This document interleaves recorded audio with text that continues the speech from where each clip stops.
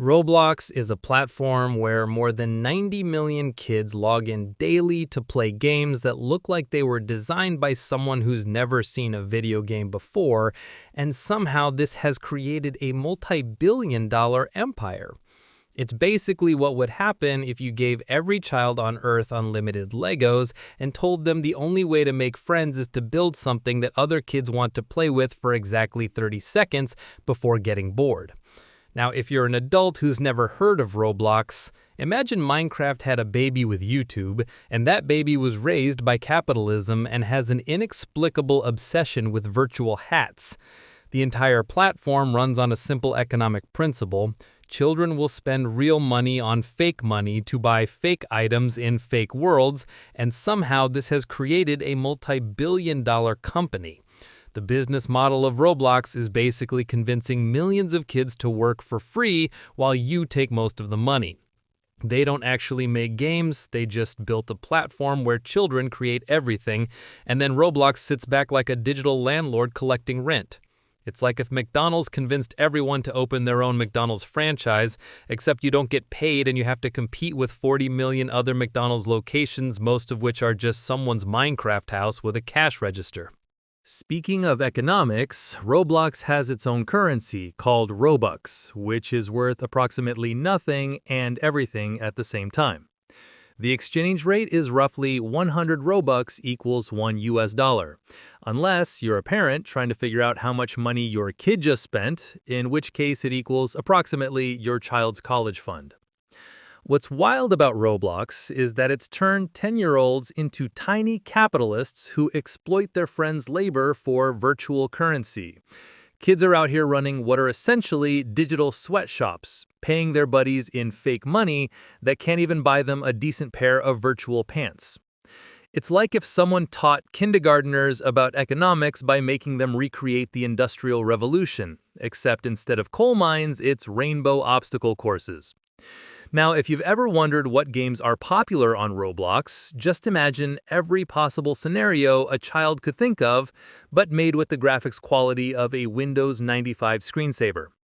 You've got Adopt Me, which is basically The Sims, but everyone's a neglectful parent.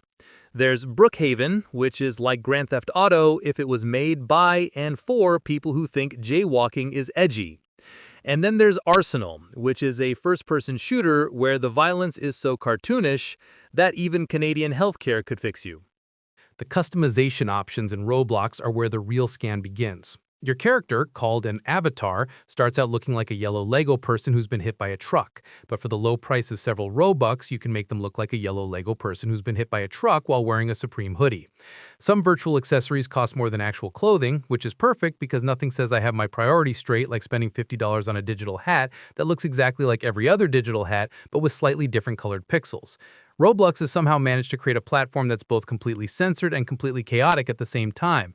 The chat filter is so paranoid that you can't even say hi without it getting censored as hashtag, but kids have developed secret communication methods involving jumping patterns and furniture arrangements that would make Cold War spies jealous. It's like having a bouncer who won't let you say the word grape, but will absolutely let you recreate Fight Club in blocky form. Roblox Studio is what happens when you give children professional-grade development tools and zero adult supervision. Kids will spend 400 hours building an entire functioning city and then watch it get completely ignored while some game called Escape the Toilet Skibbity Edition gets 50 million plays. Meanwhile, actual game studios are out here spending the GDP of a small country to make games where the most impressive feature is that the grass moves when you walk through it. The social dynamics in Roblox were like watching Lord of the Flies, except instead of a conch shell, whoever has the most expensive avatar gets to make the rules. Kids will basically worship anyone who owns a digital pet that somehow costs more than a used Honda Civic. Friendship is measured in Robux, which means your best friend is whoever's parents have the loosest grip on their credit card. Whether people like you depends entirely on if your character looks like they raided a Supreme store or like they got dressed in the dark by someone whose only fashion reference is traffic cones. Parents trying to understand Roblox is like watching someone try to use a rotary phone for the first time. So you're telling me kids are watching other kids play pretend games and sometimes they pay money to change how they look while playing pretend?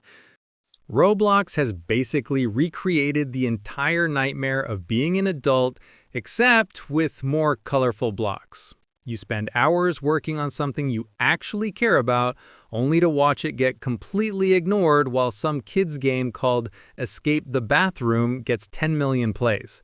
It's like the gig economy, except instead of driving for Uber, you're a 13-year-old running a virtual restaurant where the health inspector is another 13-year-old who keeps demanding free pizza.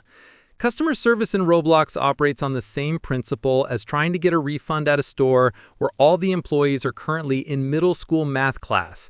You submit a support ticket, and 6 months later you get a response that just says, "Have you tried turning your avatar off and on again?"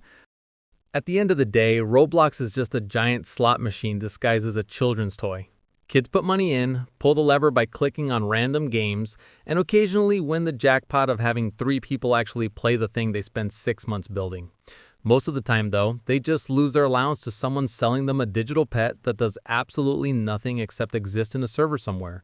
But hey, at least it's teaching kids valuable life lessons about disappointment and financial regret, which honestly makes it the most educational game ever created. And if you enjoyed learning about how children are being psychologically manipulated by block people, make sure to like and subscribe for more videos where I explain things that probably didn't need explaining.